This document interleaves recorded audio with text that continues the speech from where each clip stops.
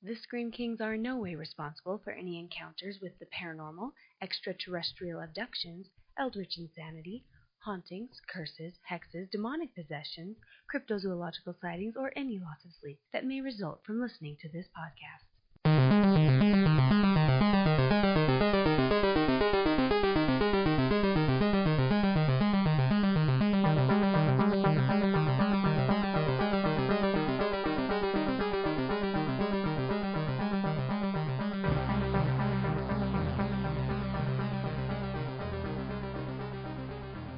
This is the Scream Kings podcast. I'm Nathaniel Darkish. And this is Max George, and we've got an awesome episode planned tonight. Yeah, we have a very special guest, Jason Zinoman. Could you introduce yourself? Yeah, thank you for having me on the show. My name is Jason Zinoman. I cover comedy for the New York Times, and I wrote a book about 70s horror called Shock Value, How a Few Eccentric Outsiders Gave Us Nightmares, Conquered Hollywood, and Invented Modern Horror. Yeah, quite the title, but I'd love it. Before we get into the book and kind of, the topics there, how did you first get into horror? Yeah, what drew you to the genre? What's the horror story behind you? Yeah. Right, the horror origin story, the backstory, the sinister backstory. I think like a lot of kids, I got into horror really young, but my first memories were, I'm in my, I grew up before the internet, and so the way you found out about scary movies is somebody's older brother told them, like somebody's older brother in my first grade class told them the plot to Friday the 13th, and they told it to me. And then, you'd be like, oh, you gotta find out what the plot is of Friday the 13th Part 2, and then they would come back, and you'd sort of hear, and those movies aren't really about plot too much, but I remember being really interested, one, because my name is Jason, and, right. I was waiting for that to come up. Yes, I was teased on that for sure, as a kid, but also I just remember my first exposure to horror was sort of secondhand, was through, somebody's older brother, or going to a video store and looking at the covers of the horror movies, and they always looked way more interesting to me than the other movies there. And there's some movies that still, like, their cover is seared into my memory, like April Fool's Day, which has an incredible cover of a woman at it's like a big party, and she has her hair is, her ponytail shaped like a noose, which you can see, but the party can't. And she's holding a knife behind her back. And so I just remember seeing those and that really sparking my imagination. And so, that was sort of the first I knew it. I always liked scary stuff when I was a kid. My brother was also really into, he had these books, Boris Karloff, Tales of the Frightened stories that I loved. Yeah, and then just so, when I was old enough to sneak out and see inappropriate movies, I did it. And horror was just my favorite genre as a kid. I grew up sort of smack dab in the slasher era in the 80s. So those were the movies that I was first exposed to. And then as I got older, I learned more about the movies that I eventually wrote a book about in the 70s, which I sort of argue would really kind of change the game. There's other sort of key moments in my origins. So, I think Henry Portrait of a Serial Killer stands out. That movie really messed me up when I was a kid. I saw it in a friend's basement, and it was one of those things where it wasn't exactly scary. It was just incredibly disturbing.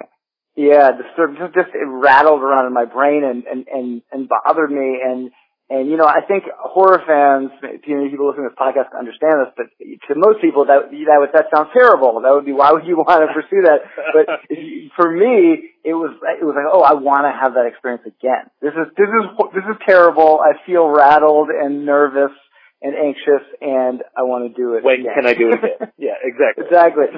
And that's basically been the story, and then the next, till next 30 years of my life is searching out that feeling. What's interesting is that the older you get, the harder it is to access that. I often feel it's like being a horror fan is like being like a drug addict, where you're chasing this high, that you'll never quite get. And when you do, you don't ever shut up about it. Exactly. You're incredibly annoying, and and every once in a while you get close, and it's incredibly thrilling.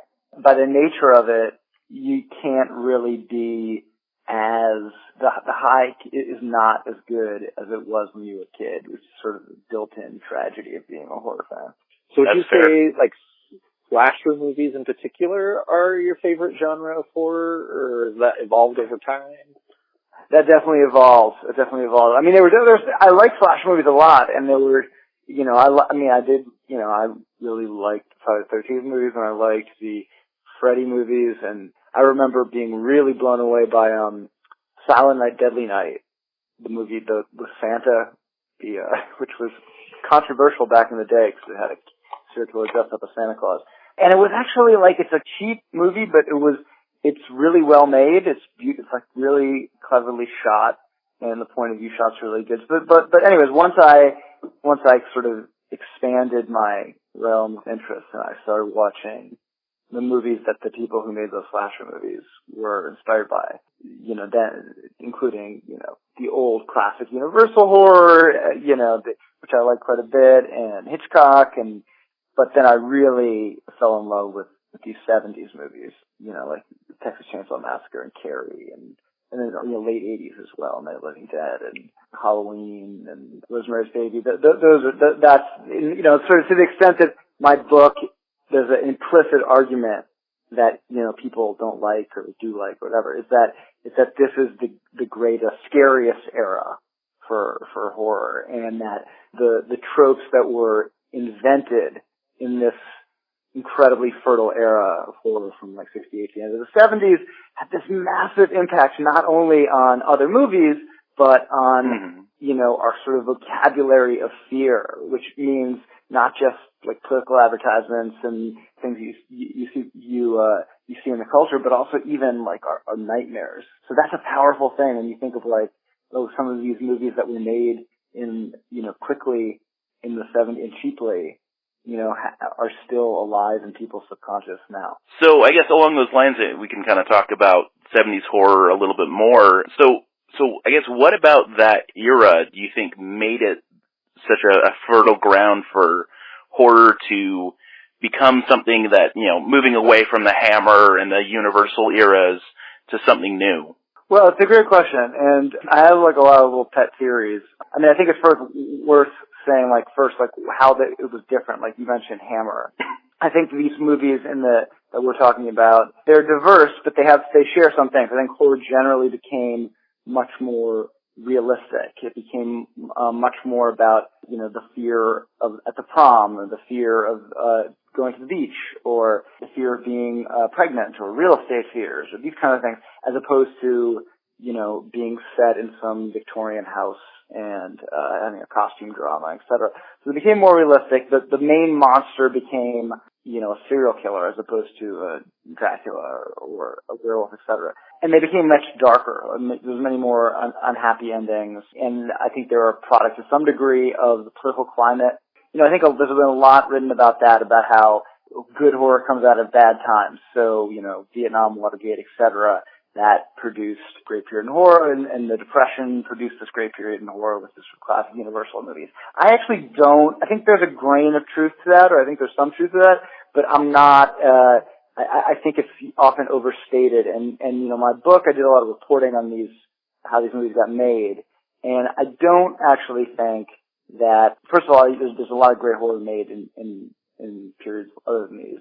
I actually think that there were certain circumstances about how they were made, and I think there were certain cultural ideas that sort of came to the fore at this point that contributed to making them so potent. I mean, interestingly, if you talk to all the people who make these movies, they didn't, when I started writing the book, what I imagined was they all knew each other, that George Romero and Wes Craven and Carpenter sat around and hung out and traded ideas. And there's some of that, but the truth is, compared to today, when there's horror conventions and there's the internet where everyone's talking to each other, these people really didn't have as much contact. as artists today. You know, Wes Craven was working, especially early on, in New York, and Tobe Hooper was working in Texas, and, you know, William Friedkin was working in, you know, Chicago and LA, and Romero was in Pittsburgh. They're really in all these different places. Now, they did sort of have exchange of ideas, however, through the movies, and to another degree, through, the budding horror zines that, again, were much more in its infancy than today. And so they did end up, from interviewing and talking to people, they had a couple things in common. One of which is that I think for the first time, really, most of the main players were deeply conversant in H.P. Lovecraft, and especially people like John Carpenter and Dan O'Bannon, and H.P. Lovecraft, who had been dead for a while, but the stories, he had written a bunch of very influential horror stories, but he'd also written a book about horror in which he makes, his first sentence, I would say if you were to boil down the topic sentence, the main thesis statement of all these movies, it's that and I'm paraphrasing his sentence, but essentially is that the oldest emotion in mankind is fear, and the greatest fear is fear of the unknown. And if you look at all these movies, let me say one other thing. The challenge for a horror film, if you believe this is true, is how do you, if you maintain the unknown, if that's the scariest thing, throughout your movie, because throughout the movie your audience is waiting to see what the threat is, essentially what the monster is. And in each of these movies, these artists came up with incredibly creative answers to this question. But what they shared was a belief in the terrifying nature of the unknown, which interestingly, a lot of the subsequent generations, a lot of people have forgotten this idea. A lot of the sequels to these movies and the remakes of the movies forget this idea. They over-explain things. They give backstories, etc. So that's one thing. I also think, and this is kind of a crazy half-cocked theory, but I sort of believe it, is that, this is before horror movies were really big business, and it was certainly before horror movies were respectable. Now, we live in this time when horror movies get nominated for Oscars, and critics love, Jordan Peele, and they talk, and Ari Aster, and they talk about how these movies are high art. But to really understand what makes these movies great, you have to really, look back at this period, the late 60s and late 70s. If you read the press about horror at the time, and if you talk to these horror makers, they all say the same thing, which is that this is a genre that had about as much respect as pornography. People really, it was an embarrassing thing to do. You didn't want to tell your parents that you were making scary movies. This was something that not that you wanted to do, but you had to do, either because of an urge or just as often, you needed to make some money. And, a lot of the reasons for making these classic horror films were frankly just financial, right? And now it's a big question that I try to answer in my book. How do this great art form come from all these crass commercial impulses? And what I actually believe is that there's a certain kind of guilt and shame that a lot of these guys had about what they were doing that finds its way into the movies and makes them even more queasy and effective. I think Wes Craven is the best example. A movie like Last House on the Left. Wes Craven comes from a deeply religious background, and he was doing things. He was very embarrassed to be doing this movie. And there's something about that movie, Last House on the Left, which is like How Many Portraits of a Serial Killer. It's not necessarily the scariest movie, but it's unsettling in this way that movies didn't even attempt before that, and transgressive. And it's true of a lot of those movies of that period that they have this queasy ickiness. Almost like a dirty kind of feel. Exactly. A dirtiness. And that to me is, I think a key component of the genre, right?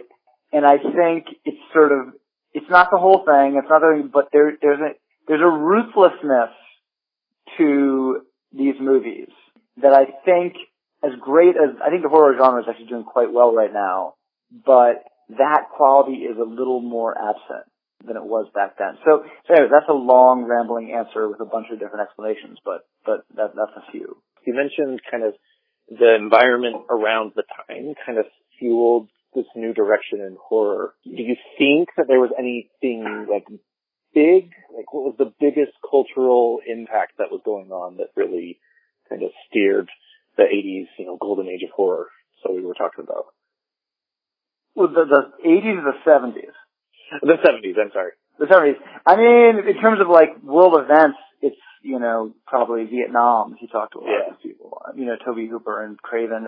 Craven saw those movies as, essentially a war. There was a kind of political edge to the idea that all these people were dying, but the news reports weren't showing images of violence. It's so at odds with what's going on now, that you see all this stuff all the time. But so there was almost a political impulse to like show you violence, that this was a thing that the government wasn't letting you do, right? So that was a big thing. And that was true there was also, just a countercultural aspect that the Vietnam War opened up, that young people were, didn't understand what was going on, thought that their old people were radically out of touch and were sending young people to die. And you see this sort of generational conflict play out even in movies like The Exorcist, which has a lot of different meanings to it, but, one of which is it's a story about a mom who can see something crazy is happening to her daughter and she has no idea what it is. And that's the way a lot of older people felt in this period. I mean, we talk about, it's funny, we talk about our country now being like divided, and it clearly is, but when people say, oh, it's unprecedented, it's like, go back and look at the late 60s, early 70s. Things were even more fractured. So that was probably the biggest sort of world event.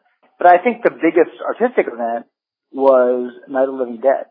I mean, that's a movie that every one of these people, like if you talk to Roman Polanski, you talk to Carpenter, you talk to Tobe Hooper, you talk to Brian De Palma, they all remember where they were when they saw that movie. It was like, that was just like, oh, for many reasons. One, because it was the gore. Two, because it was a great movie. But three, it was so obviously a cheap, independent movie.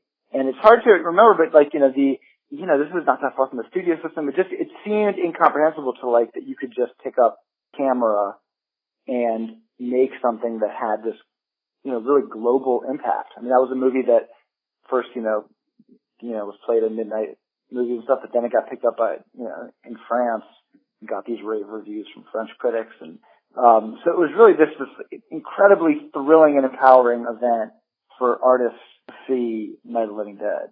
It also just was like it reinvented the zombie. They never had been that kind of zombie before. And, the zombie has become one of the most iconic monsters around. So another thing that I noticed that, that the 70s really focused in on a lot was, this idea of kind of this like unknowable evil, but like the demonic and things like that, with The Exorcist and with Rosemary's Baby and all of those things. So I guess, what do you think fueled that? Because, I definitely see the serial killers being kind of the new, humans are doing bad things to each other. So what do you think maybe made the Devil such a big hit as well with the genre? The Devil, that's a good question. Well, it really, first of all, I think music is a big part of it.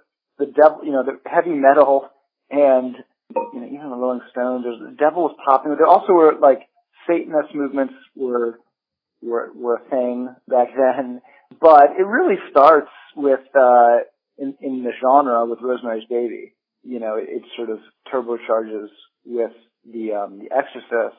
And it's interesting to compare those two because Rosemary's Baby was written by Ira Levin, who was a Jewish New Yorker who, I don't think believes in the devil. and it was made by Roman Polanski, who I'm almost sure was an atheist, and didn't consider, he wasn't making a religious movie. He was just trying to find a hokey, not hokey. He was trying to find something scary, and he dug into the kind of, the treasure chest of horrible archetypes, or Rise of the Living Dead, and then came with the devil. But The Exorcist is a much different story, because The Exorcist, it was directed by William Friedkin, who was a secular filmmaker who wanted to make just like a thriller. But it was written by William Peter Blatty, who was a deeply devout evangelical who wanted to make a religious movie. His idea was that if you prove to people that, the demons and the devil exist, then they'll believe that God exists. And he had this whole sort of religious architecture behind that movie. And this was a movie, he deeply believed that movie was a religious movie. And that the story of the making of that movie is the argument between him and Friedkin, who see it as two different things, and that argument kind of played out over the next couple of decades. But I do think that Blatty's conviction that this stuff was real, that demons were real, gave that movie a kind of realism that made it more powerful, and also made it symptomatic of the best movies of that era, which is what we talked about, the realism of it. It wasn't just, as opposed to Rosemary's Baby, which is a lot of like hokum about the devil. The Exorcist, that's a movie that really had convictions the devil was real, and that religion can be awe-inspiring and terrifying. And that's why it had such a massive impact on why people were, fainting at theaters and, freaking out. That Exorcist really was just like a huge cultural moment that transcended horror. It was one of the first horror movies of that period to really get a huge number of Oscar nominations. It was taken really seriously and really changed the kind of credibility of the genre. So that spawned more stuff about the demonic. Yeah, absolutely. Yeah, I think that's a great point. Just the sincerity behind the religious fervor of the film. Yeah, I can see that really connecting with people, or and even if you're not religious, you can at least understand being passionate about something and believing in something. Completely. And it's interestingly, I don't have all this information at my fingertips like I used to, but there were a lot of concrete artistic choices that they argued over, that Blatty, who was the religious one, and Friedkin was not, and they had to do with the way the movie ended, and how the priest, and the movie was recut. Basically, Blatty lost the battle but won the war. The movie was recut when it was released in 2000 something, because Friedkin I think even converted. So for both of them, the word you use is exactly right. They both had a real sincerity about the religious import of that movie. It was not just like a horror show. And I do think that's true generally of, what's interesting about, you look at all those movies, and again, if you report it out, is that there is an element of the people making these movies that are just doing it for cheap thrills, or to make a quick buck, or for sensationalism, or as my name of my book is, shock value. But there's also an element that are deadly serious. So, and the story of making of these movies, as opposed to the ones today, which is a different story, is the battle between these two. It's not the story of one willful artist fighting the evil suits in the studio. It's the story of these two parts fighting it out. So in Last House on the Left, you have Wes Craven, who is not only he comes from a religious background, but he isn't religious himself. But he is a very serious, art film. He sees himself as a guy working in the tradition of this Bergman. The movie's based on Ingmar Bergman. He wants to make, and also he's making a political film about Vietnam. So he thinks this is deadly serious stuff. And the producer, Sean Cunningham, who went on to make Friday the 13th, is just look, we just want to, show some titillation and exploitation and some pretty girls and some blood and some bodies. And their argument is the story of that movie, which then becomes the story of Friday the 13th. So that to me is really important to these movies, that they have the elements of both, the kind of like cheap thrills, but also the deadly, serious conviction of trying to really mess you up. Yeah, I can definitely see that with pretty much all of these films that you cover in the book, where, yeah, there's certainly, you know, a measure of like very serious, trying to, as artfully as you can, approach the genre, but then also, yeah, kind of relying on the fact that, like, if you want people, you know, if you want those butts in the seats in the theater, then you have to have lots of blood and maybe some boobs and, you know, whatever it takes to get people there. Yep, sure. No, totally. It's and you need, well, you don't need, but I kind of think that like in the history of American movies, my favorite American movies are a marriage of those two elements. And that's not just true in horror. If you look at like The Godfather, it's like based on a trashy novel, a trashy gangster novel, kind of a potboiler. But then you have Francis Ford Coppola, who is this, you know, really uncompromising director. Auteur. Exactly, auteur. And there's this marriage of commerce and art that is really, I think, deeply American. I think that really plays itself out in these horror movies. In the sense that they're like these extremes, because they really are just like, parts of it are really trashy, but there's also parts of it that there's some serious artistic ambition, and the potent ones are really marry these two sides. And I think the word we've used here is the sincerity of it all. That, you know, they do want to create a piece of art.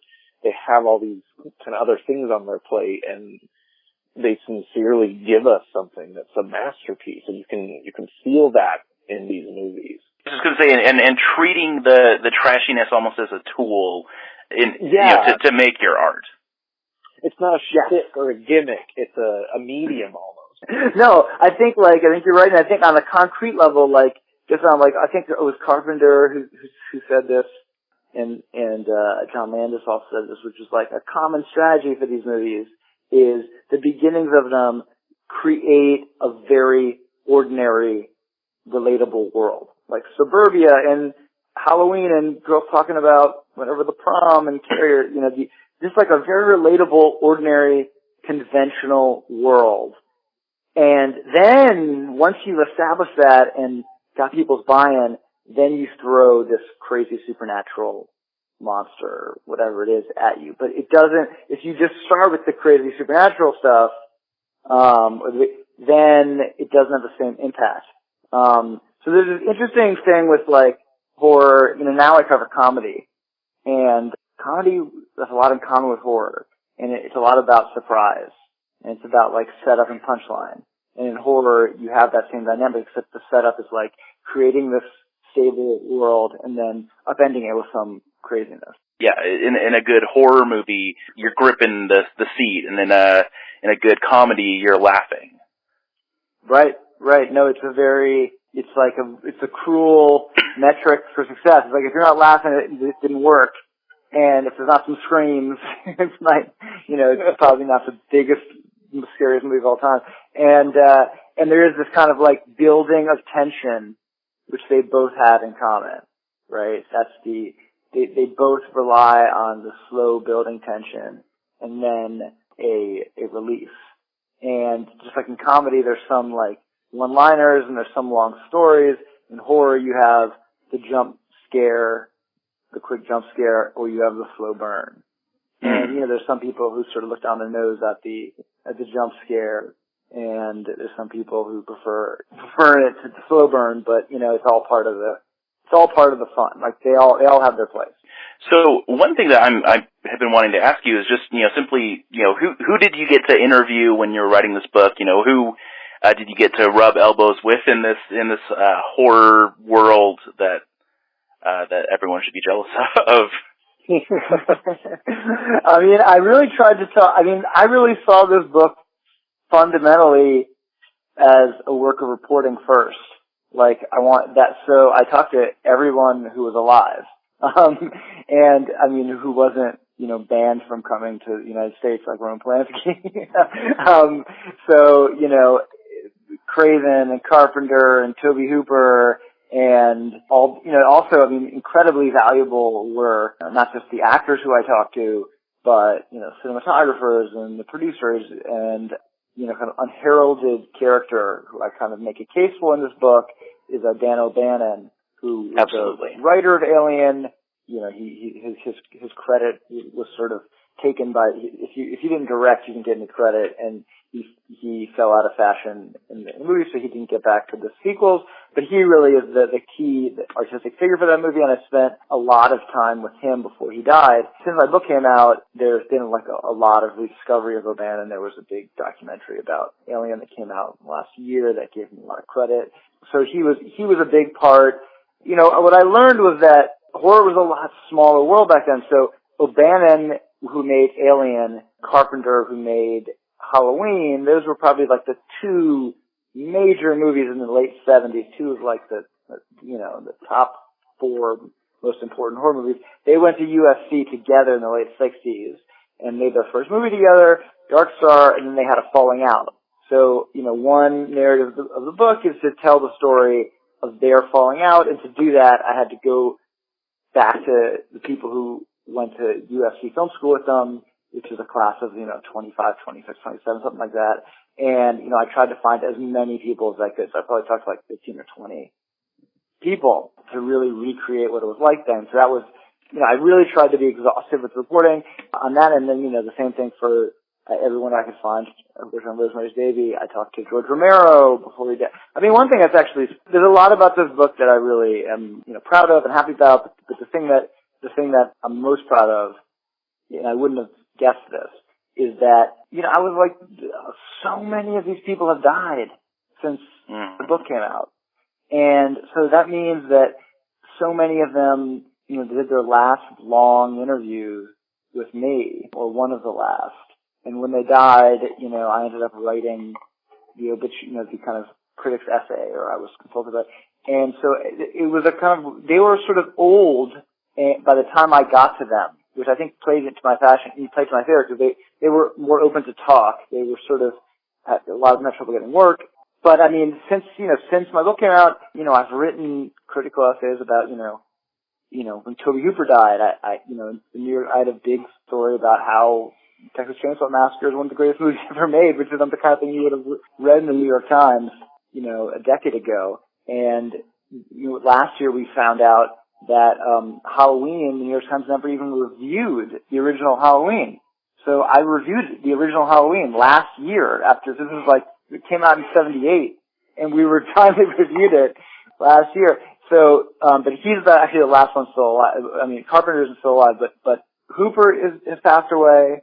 Romero has passed away. O'Bannon has passed away. Wes Craven has passed away, who I was I talked to him many, many, many times. And then I'm not even counting all the people like Herschel Gordon Lewis, who was like a predecessor to these guys who did all these like the original gore movies in the 60s, died. The guy like Forrest Ackerman, who founded the fanzine, the original fanzine, Famous Monsters of Filmland, which all these guys read. I talked to him, not long before he died. So, anyways, that was really, I'm really grateful that I was able to get to these people when I did, because you just literally couldn't write this book now. That was definitely something that struck me as I was reading it. It's just, I would read about all of these legends of horror, and I was like, man, yeah, like you really hit the gold mine in terms of the timing and everything like that. Just really had to have access to these guys, and I think that was awesome because, yeah, like you said, that they've impacted pretty much all of the filmmakers that have come after them in the genre. Right. Everyone. Yeah, and it was just dumb luck. Yeah, dumb luck. I mean, a more experienced reporter might have been like, oh, William Peter Blatty is old and is going to die in the next 5 years, so someone should go to his house in Georgetown. And, he's like made a fortune on The Exorcist and has become kind of like a, eccentric little guy. But I didn't. I mean, it was my first book, and I had, the origin of it is I read this book by Peter Biskin called Easy Rider Raging Bulls, which is about the same period, but about Hollywood movies like The Godfather and Scorsese and Spielberg and all those people. And it was about sort of the revolution in Hollywood at the time, and a deeply reported book about that. And I love the book, but I thought to myself, oh, this is a great book, but none of the movies that I really love are in this book. So I was like, oh, I want to read that book. I want to read Easy Rider Raging Bulls and Horror, which is basically the elevator pitch for the book. And so then I just wrote the book that I wanted to read. Well, that's the way to do it. Now that we've kind of talked all over 70s horror, I'm really curious about your tastes in more modern horror films, and what are some standout pieces of horror, basically in the decades after the 70s. I'm also interested. I used to be a little bit more snotty about like contemporary horror, but after interviewing all of these big hitters, I would be too. Yeah, exactly. I was kind of protective of these guys, but I gotta say I do have this whole the whole pet theory about like now these guys who make these movies, you talk to these directors today, they're not embarrassed to be making Hereditary, or even like going back further, Eli Roth is not embarrassed to be making Hostel. He's proud to be making Hostel. This is exactly what he wants to be doing. They're not like these, kind of independent guys with not much money against the odds doing it. Like now they're like people who went to film school or who are well off or who are, they're a different they have a different demographic. That said, horror kind of had so much success, in part built on the work of these people from the 70s. It became such a big business. Hollywood's thrown so much money at it that it just has had this incredible renaissance. And I think the genre has certainly changed a lot. There's a lot more kind of prestige horror. There's there's better acting in horror movies today than there ever has been.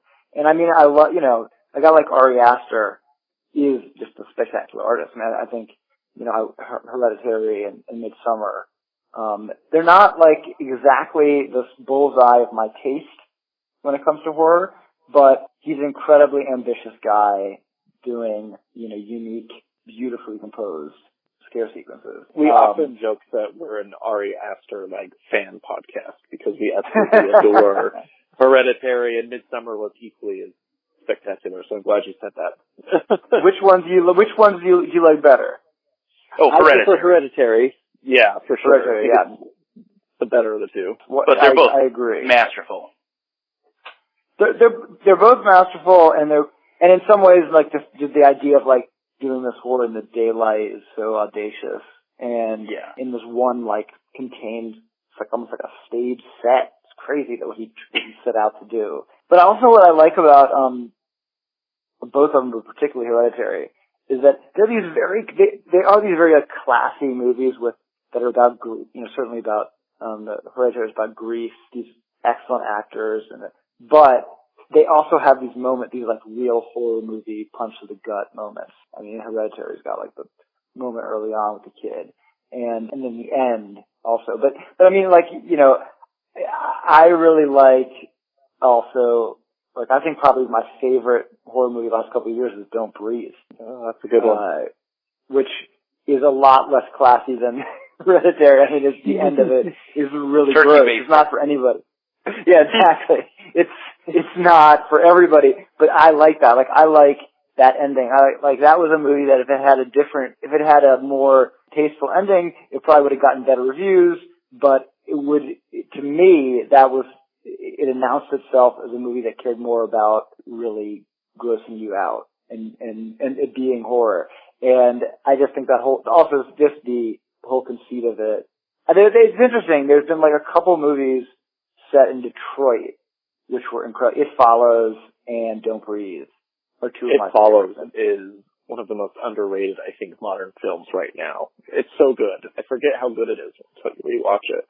it's incredible. In fact, I the first time I saw it, I didn't get it how great it was. I said that's okay, and then I went back and watched it again, and I realized how ingenious it is. And it's absolutely terrifying. And I think it's interesting how, for so long you had these horror movies that were like Cabin in the Woods, or you're either like in the middle of nowhere in the woods, or there was basically you had to find excuses to get people isolated. So you'd be like in the ocean or whatever. And I think it's really clever how these directors have, I don't know if you guys have ever been to Detroit, but, it's changing a little bit, but Detroit is just the most weird, desolate, post-apocalyptic urban landscape. It's so bizarre. It is weird. It's weird because it used to be so crowded. It used to be like one of the biggest cities in the country and dense and, just bustling economically and culturally, and then just completely emptied out. So it has these ghosts around. And that opening shot of Don't Breathe, which is like a drone shot where it looks like it's like you can't tell what this thing is that's being dragged down the street, but it's an urban street, but it's empty. So you're like, is this some kind of post-apocalypse? Is this a zombie thing? And then you realize, oh no, it's somebody dragging a dead body, and it's not a post-apocalypse.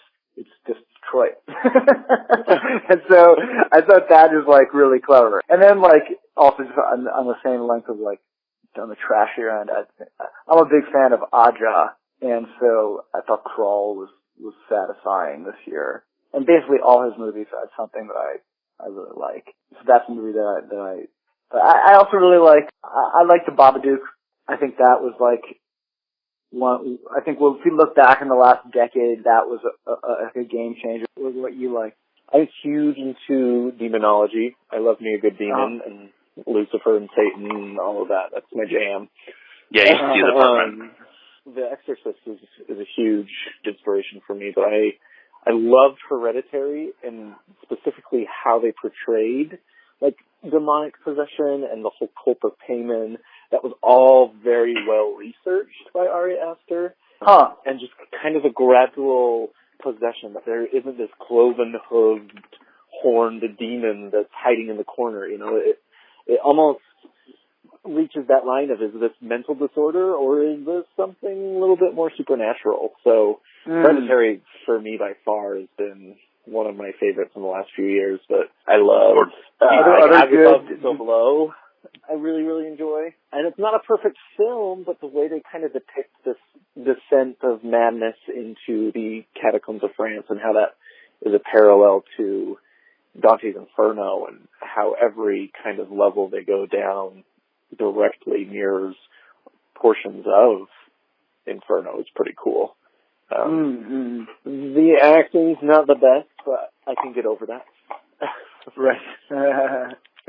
And then one that I just saw recently, it's on Shudder. It's pretty intense and pretty gritty. Is Beelzebub, which is the play on the Antichrist versus the second coming of Jesus, and kind of this millennia-long battle of who can get to the planet first, Jesus or Satan.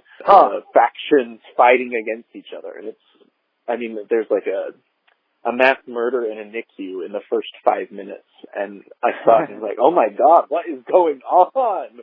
Man, I have to check that out. Who's the director of that? I can't think of it off the top of my head, but I can find out fairly quickly. That's all, I can look it up. It's okay. How about you, Nathaniel? I know you're going to say Alien, but pick something else. Well, Alien, of course. The original? Yeah, of course. Yeah. Yeah, I just went to the 40-year anniversary screening of it that local theater had, and oh man, seeing it on the big screen was something magical. Yeah, it's incredible. Yeah, just the I don't know, anything with like really good practical effects, I'm all about.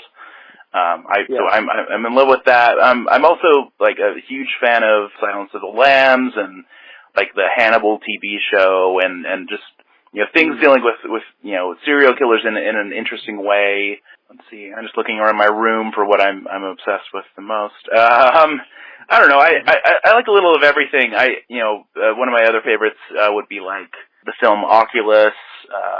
That one really resonated with me. Just the way that it was shot, I thought was really interesting, and it was a fun supernatural story. But I mean, really, as long as it has good writing and especially if it has really good effects, I'm there. So. Right. Yeah. No, and I feel like it's a good time for that. I mean, there's a lot of really good creativity going on. The Oculus, right, is written by Mike Flanagan, and he's like, I feel like now what's interesting is like you're in this period where there's so much great television, but for a while there wasn't great horror on streaming services. So that might be starting to change. Although I wasn't the biggest fan, but I know Haunting Hill House which is Flanagan, did really well. And his other with Gerald's Game I liked actually better. Yeah, he's doing a lot with Stephen King stuff in ways that I find refreshing. Yeah, exactly. That's it will be. I think like with everything else, we'll have to look at like streaming for the future. I mean, Shudder has done really great stuff. I mean, I don't know if you guys seen Dead Wax? No, I have not. It's original on Shudder by a guy who, I should say, full disclosure, is a friend of mine. This guy Graham Resnick, who I got to know after writing this book. But it's really it's an incredible series, and it's sort of the conceit is, there's this record that is played, or as legend has it, you die if you hear the record, right? And it's set in the world of like vinyl nerds, people who are obsessed with like finding these obscure records and stuff. And so it's like it makes sense that but anyways, he has like a very David Lynchian aesthetic, and that's the kind of thing where it's like quirky in its form and might not have gotten made as a feature a decade ago, but now because of streaming and et cetera, you can make it. So there's a lot of interesting kind of small scale horror going on right now that's exciting. And along those lines, one thing that I've been really enjoying is seeing the horror podcasts that are coming out that are creating horror fiction, like also from Shudder, the Video Palace, if you're familiar with that at all. I don't know that actually, no. Oh, it's excellent. We actually had the opportunity to talk to one of the creators of that, but it's also kind of entrenched in a world of in this case VHS collectors, and it's about these mysterious white blank VHS tapes that can potentially drive you insane. So it's very Lovecraftian, and it's kind of set up in a way like Serial or something like that, where it's an investigative podcast, but it's all scripted. That sounds great. So I don't know. I just love the ways that horror is kind of expanding, and that people are able to make it so accessible. Even if you are some no-name director with a shoestring budget, you can find a way to get your stuff out there. So that's part of what is so exciting to me right now, especially because I write horror as well, and so it's fun to see as a creator what could happen. So. Right. Do you write screenplays? Do you write fiction, or do you write fiction? Yeah, that's something I'm pretty ignorant about, but it does seem like that's also a booming genre. No. To an extent, you just have to find the right people, but especially in the kind of the more indie marketplace, there is a real strong presence of horror. So, was there anything else that you wanted to share about horror, or just since we got you on the phone still of any last shout-outs, or just anything else that you want to share that you've done? I mean, I feel like I've said my piece. I mean, I've written one other book for people who are interested, but not about horror. It's about David Letterman's biography of him. That was sort of my follow-up to this. I think that's the extent of the wares I have to sell. But yeah, I'm appreciate you guys having me on, and it's always fun talking to informed horror fans. Oh, I say thank you. This was a pleasure. Mine's a little bit blown right now. I'm a little starstruck. So thanks for sharing. and definitely thanks for being on, and also just thanks for writing the book. I think it opened my eyes to 70s horror in a way that I had kind of been closed off to. I for a long time just kind of wasn't really that into 70s horror. There were some gems, obviously, Alien and The Exorcist and things like that. But just as a whole, I kind of just associated it more with just like, oh, it's just the kind of gritty, cheap stuff, and I didn't kind of recognize the value of that until I took another look with your book. So it definitely, I think, gave me a deeper appreciation for a genre I already have a great love for. For those in our audience, definitely pick up Shock Value. It's worth your time. Well, thank you so much. There's nothing that an author is better for an author to hear, so I appreciate that. And it's funny, it's like now these movies are actually pretty old. You know, some of them look old also. And in the way that the movie business is now, you know, they're not all as accessible as other stuff. You know, they're hard to kind of stumble on in a video store as they used to. There's a ton of great movies that were made back then that some of which are being remade, like Black Christmas and all this stuff, but the originals are really worth seeing. Thank you so much for being on, and stay spooky. Need even more Scream Kings? Here's our obligatory shameless social media plug. Follow us on Twitter or Instagram @ScreamKingsPod. You could also email us at screamkingspodcast@gmail.com. Help us reach a wider audience of horror fans by leaving a review on iTunes or by sharing a link on social media. You can also support the show by going to patreon.com/ScreamKings. Stay spooky.